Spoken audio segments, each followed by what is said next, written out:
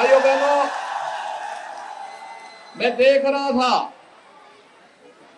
ऊपर से भी देख रहा था, आते समय भी मैं देख रहा था, कितना उत्साह है माताओं में, बहनों में, नौजवानों में, बुजुर्गों में, अन्नदाता किसानों में और समाज के प्रत्येक तबके में। और हम लोगों को लगता है कि वास्तव में प्रोफेसर एसपी सिंह बघेल ने करहल में आकर के यहाँ के विकास को एक नई गति देने का संकल्प जो लिया है, आज समाजवादी पार्टी की चूलें उससे ही हिल गई हैं।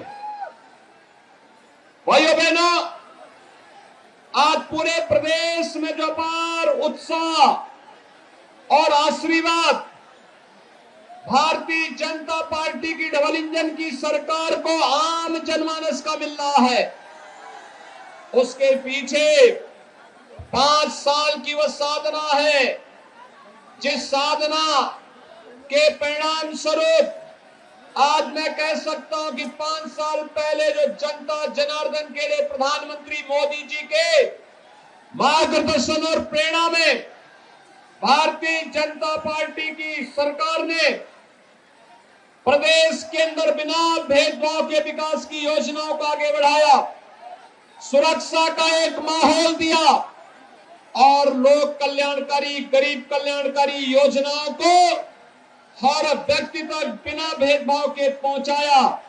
आज उसका परिणाम है कि प्रदेश की जनता जनार्दन का आशीर्वाद भारतीय जनता पार्टी को ब्याज सहित आज प्राप्त हो रहा है। मैं इसके लिए आप सबका हृदय से अभिनंदन करता हूं, स्वागत करता हूं। भाइयों बहनों, समाजवादी पार्टी के लोग आज बौखला गए हैं। करहल में अपनी करारी हार को देखते हुए वे अब आपा खो चुके हैं।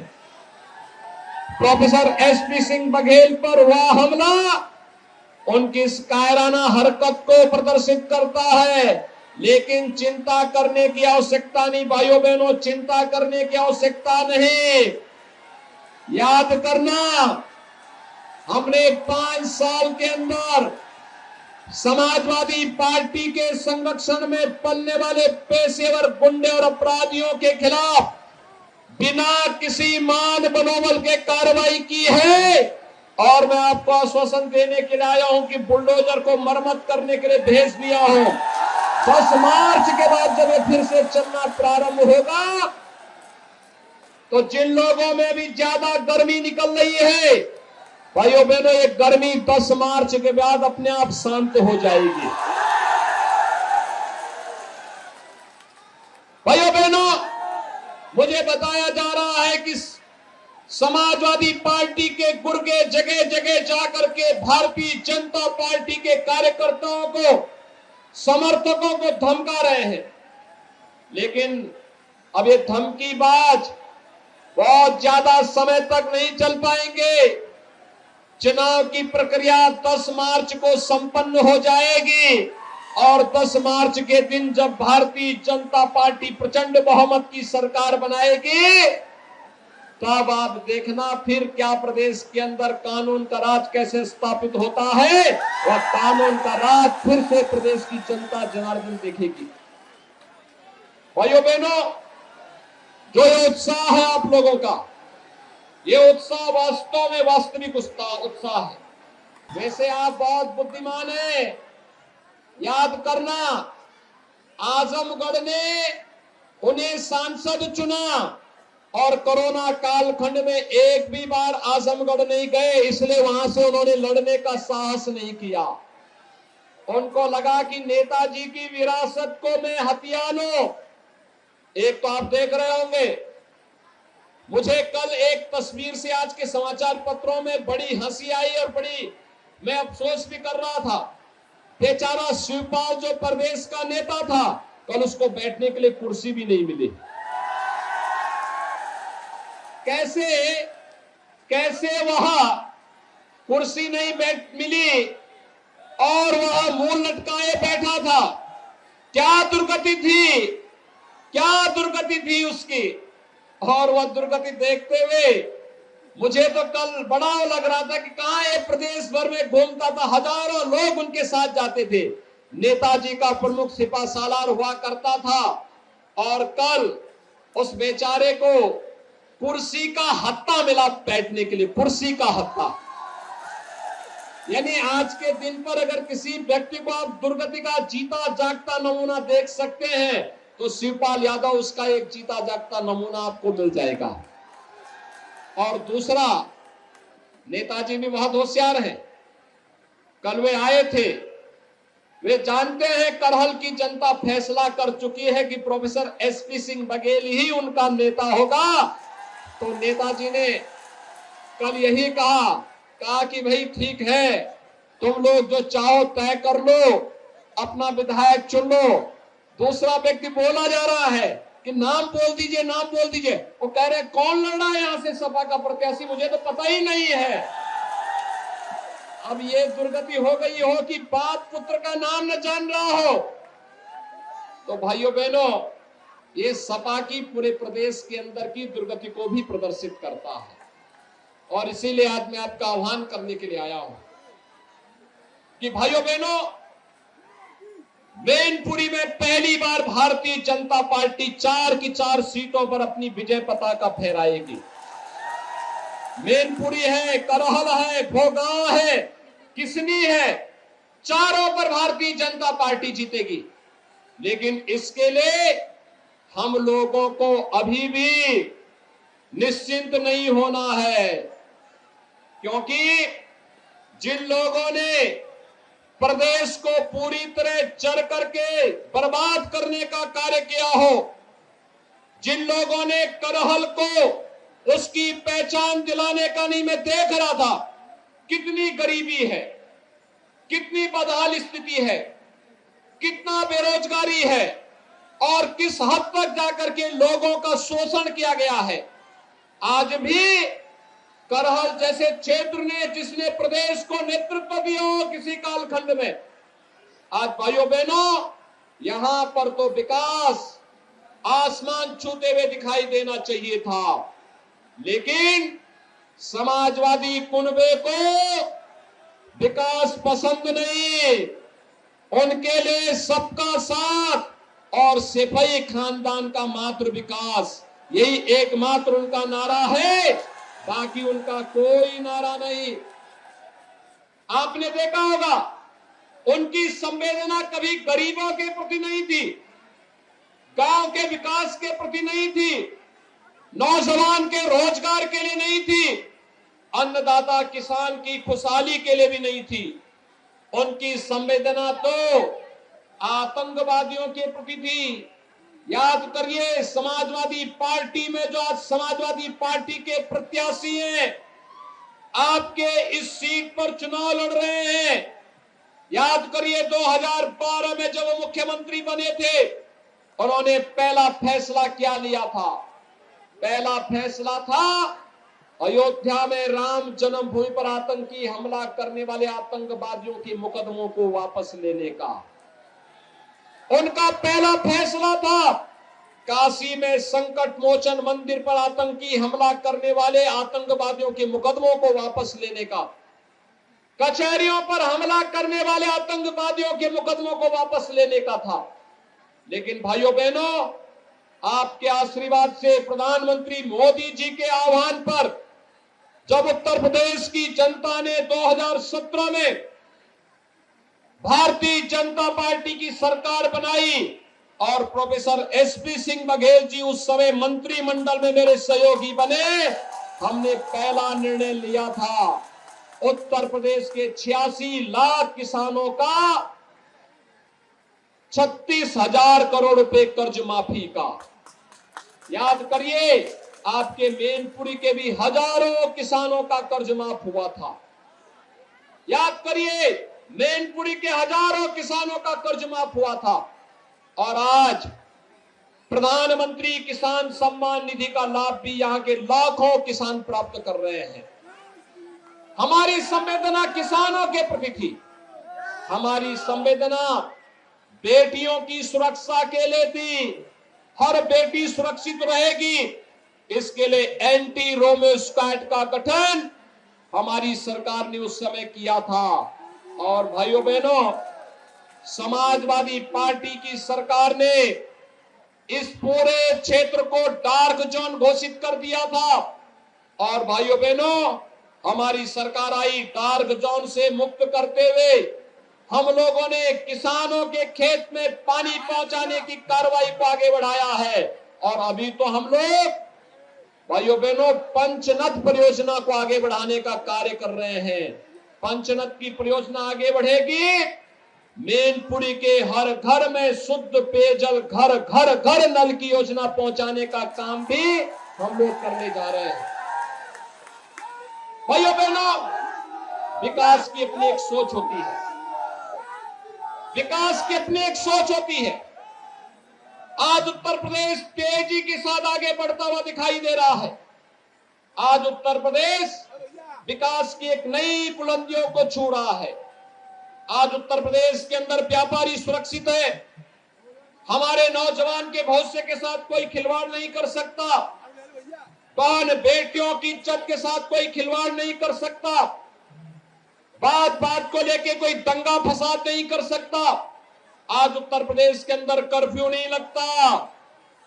आज तो भाइयों बहनों व्यापारियों पर कोई बमबाजी भी नहीं कर सकता। आज उत्तर प्रदेश के अंदर कर्फ्यू का स्थान कांवड़ यात्रा ने ले लिया है और बमबाजी का स्थान आज जब कांवड़ यात्री हर हर बम बम का नारा लगाते हुए चलता है, उत्तर प्रदेश की नई पहचान बन गया है। भाइयों बहनों, पहले मुख्यमंत्री बनते थे, मंत्री बनते थे, अपना स्वयं का बंगला बनाते थे। मैं पूछना चाहता हूं, समाजवादी पार्टी से मैं पूछना चाहता हूं कि 4 बार प्रदेश के अंदर उन्हें सरकार बनाने का अवसर प्राप्त हुआ। इन 4 बारों में उनकी उपलब्धि क्या है? उन्होंने अपराधियों के खिलाफ कार्रवाई नहीं की, लेकिन राम भक्तों पर गोलियां जरूर चलाई थी। अयोध्या में राम भक्तों पर गोलियां जरूर चलाई थी। 4 बार उन्हें प्रदेश में सत्ता चलाने का अवसर प्राप्त हुआ, लेकिन गरीबों के मकान नहीं बन पाए थे। भाइयों बहनों, 5 साल में भारतीय जनता पार्टी की डबल इंजन की सरकार ने 43,50,000 गरीबों को एक एक मकान उपलब्ध करवाया है। 43,50,000 गरीबों को। आज प्रदेश विकास की नई बुलंदियों को छूता हुआ आगे बढ़ रहा है। हर जनपद में एक मेडिकल कॉलेज स्थापना की कार्रवाई आगे बढ़ रही है। कनेक्टिविटी बेहतर हो रही है। और भाइयों बहनों, उत्तर प्रदेश के नौजवानों को रोजगार मिल रहा है। अन्नदाता किसानों को पूरा सम्मान मिल रहा है। बेटियां अपने आप को सुरक्षित महसूस कर रही हैं और नए भारत के नए उत्तर प्रदेश को आज दुनिया निहारने के लिए आती है। भाइयों बहनों, पहले केवल सफाई महोत्सव होता था, न उसमें राग था, न रंग था, न भाव थी, न भाषा थी। किसी को पता ही नहीं था क्या हो रहा है। आज तो भाइयों बहनों, हमारी पौराणिक और पुरातन पहचान को लेकर के प्रदेश में महोत्सव होते हैं। अयोध्या में दीपोत्सव का आयोजन होता है, जो दीपावली के साथ पूरी दुनिया को जोड़ता है। और मथुरा वृंदावन में रंगोत्सव का कार्यक्रम होता है। पूरी दुनिया मथुरा और भगवान कृष्ण के रंग के साथ अपने आप को जोड़ करके एक आत्मीयता का एहसास करती है। काशी में देव दीपावली का आयोजन होता है। पूरी दुनिया भगवान शिव के साथ सीधे सीधे जुड़ती है। भव्य कुंभ और दिव्य कुंभ का आयोजन होता है। और भाइयों बहनों, यही नहीं, मैं आपको ये भी एहसास कराने के लिए आया हूं। 2017 में हम लोग आए थे। हम लोगों ने कहा था कि रामलला हम आएंगे, मंदिर वहीं बनाएंगे। आज तो अयोध्या में राम मंदिर का निर्माण प्रारंभ हो गया है ना। हमने जो कहा वो काम कर दिया है ना। अब तो कोई संदेह नहीं है ना।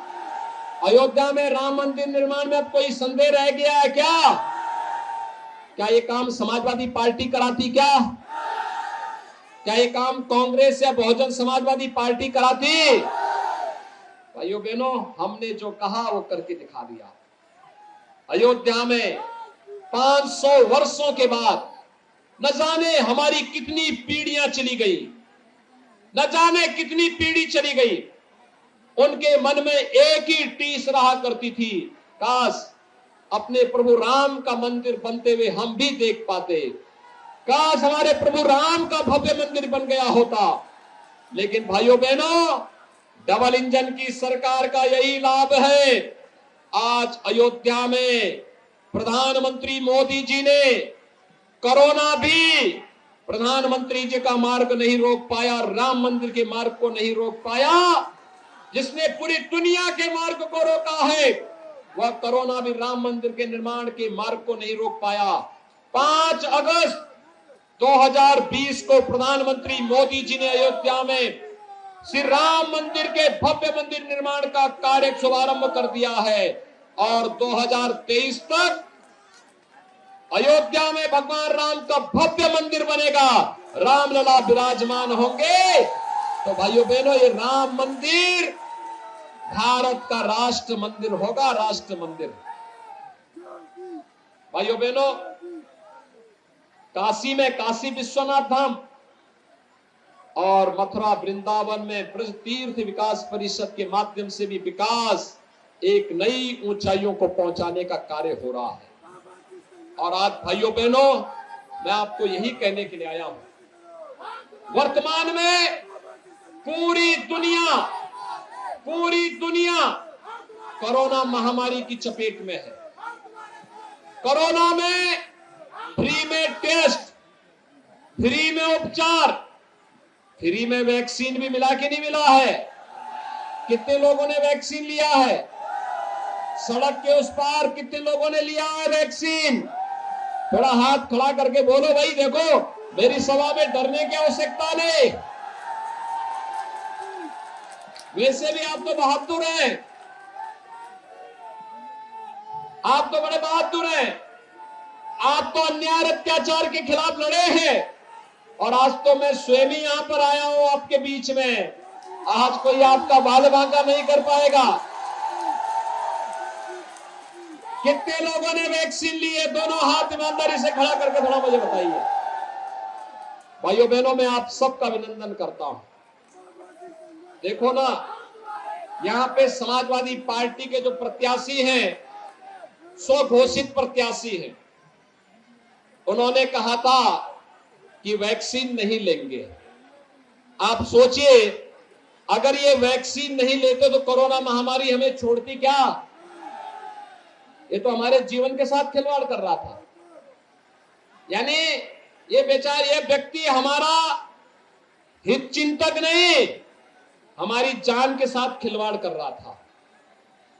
आप मुझे बताइए, जो संकट का साथी है वही साथी होगा ना? शेष तो अवसरवादी होंगे ना?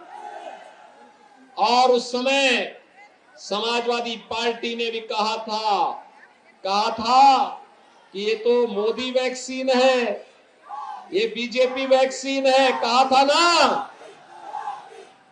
आज भाइयों बहनों, उनको जवाब देने की आवश्यकता है कि अगर ये मोदी वैक्सीन और बीजेपी वैक्सीन से हमारी जान बची है तो फिर वोट भी इसी भाजपा को देना है और मोदी जी के आह्वान पर ही देना है।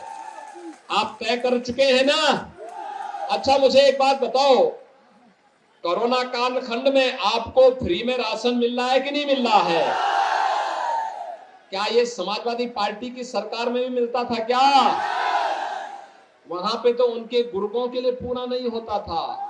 पूरे प्रदेश में ऐसे झपटते थे वे जैसे भूखे नंगे हो। पूरे प्रदेश को नोच खाना चाहते थे। और इसलिए भाइयों बहनों, ये डबल इंजन की सरकार है तो 2 बार राशन भी दे रहे हैं। एक कोई हम आप पर, एक कोई हम लोग मेहरबानी नहीं कर रहे हैं।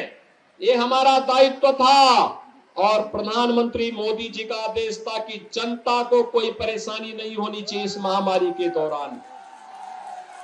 भाइयों बहनों, 15 करोड़ गरीबों को महीने में 2 बार फ्री में राशन, और भाइयों बहनों दाल भी और रिफाइंड तेल भी दिया जा रहा है, और साथ साथ 1 किलो नमक भी, और अंत्योदय परिवार को 1 किलो चीनी भी मिल रहा है ना।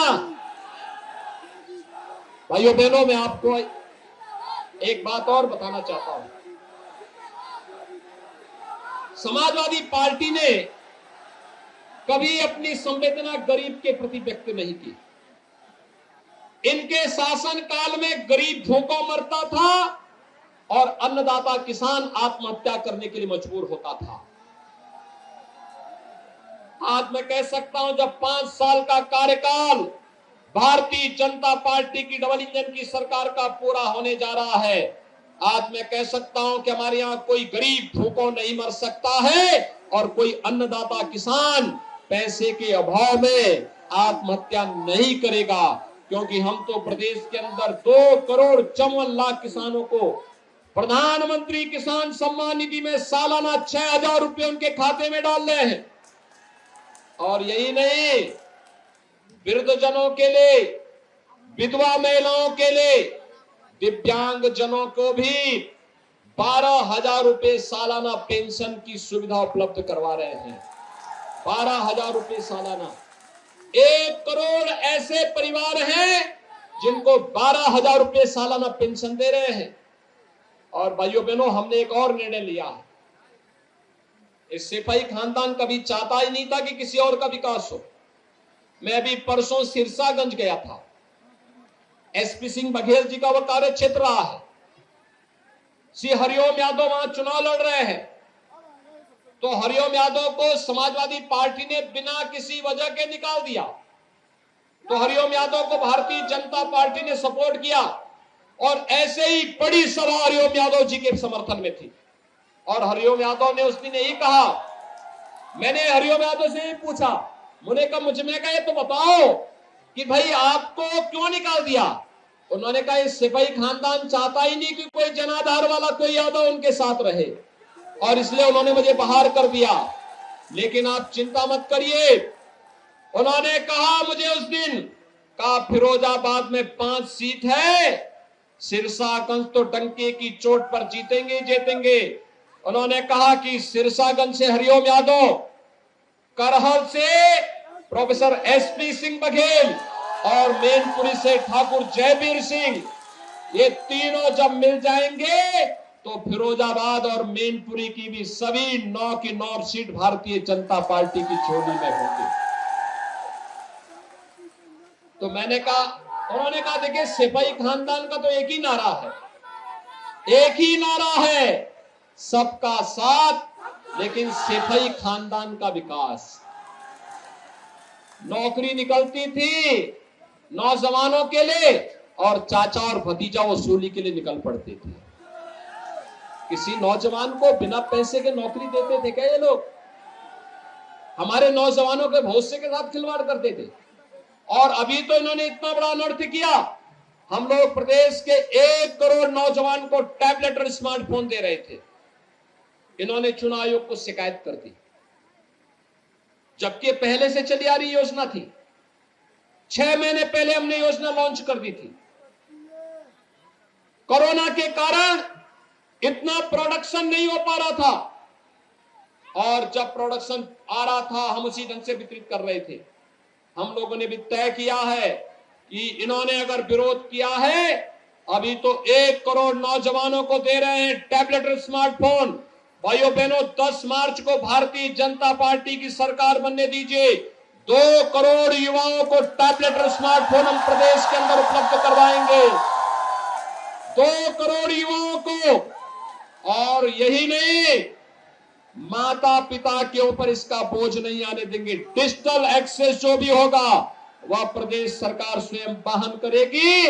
उत्तर प्रदेश का नौजवान ऑनलाइन एजुकेशन ऑनलाइन एग्जामिनेशन और कंपटीशन की तैयारी भी अपना टैबलेट और स्मार्टफोन से ही करके देश के अंदर प्रतियोगी परीक्षाओं में पहला स्थान प्राप्त करेगा।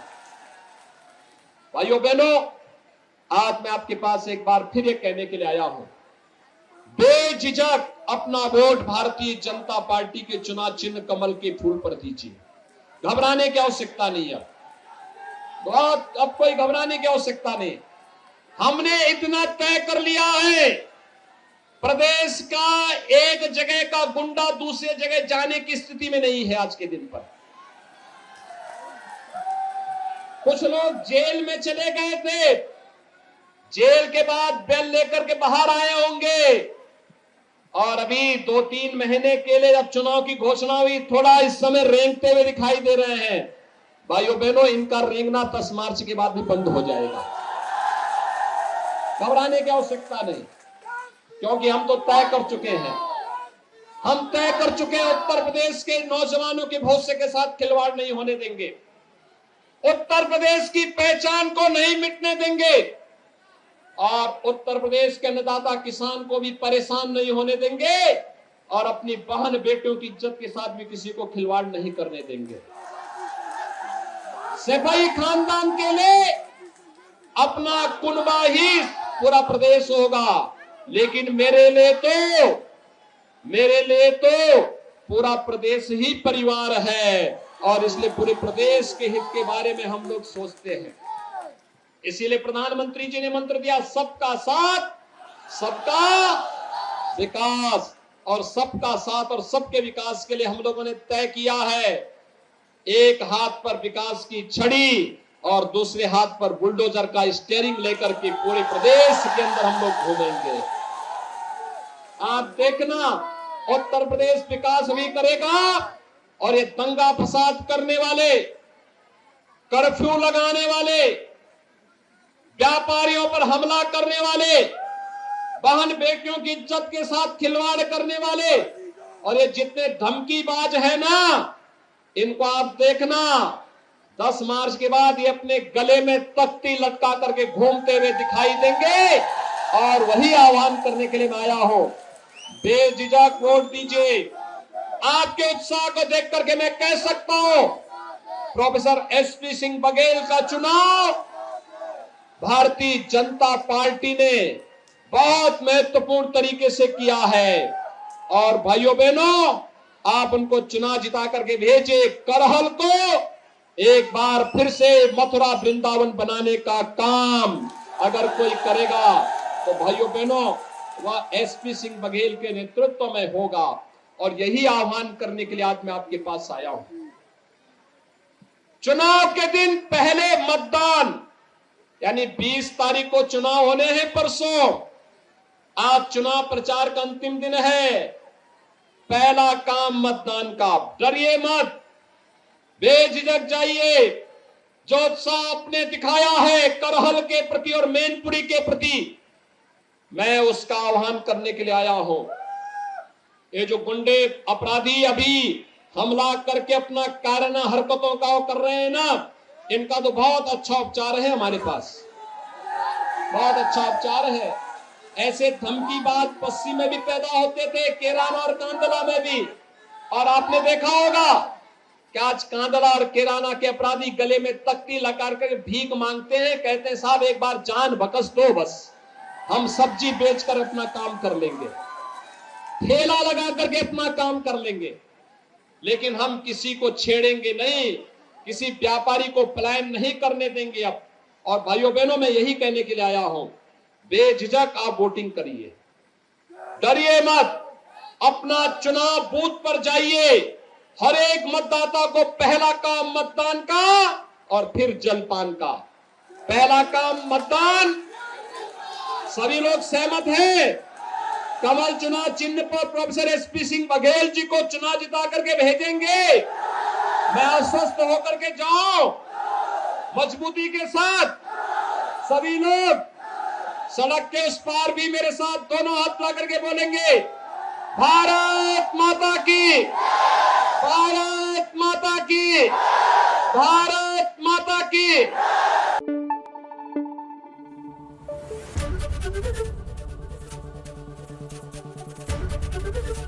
एबीपी गंगा, खबर आपकी, जुबान आपकी।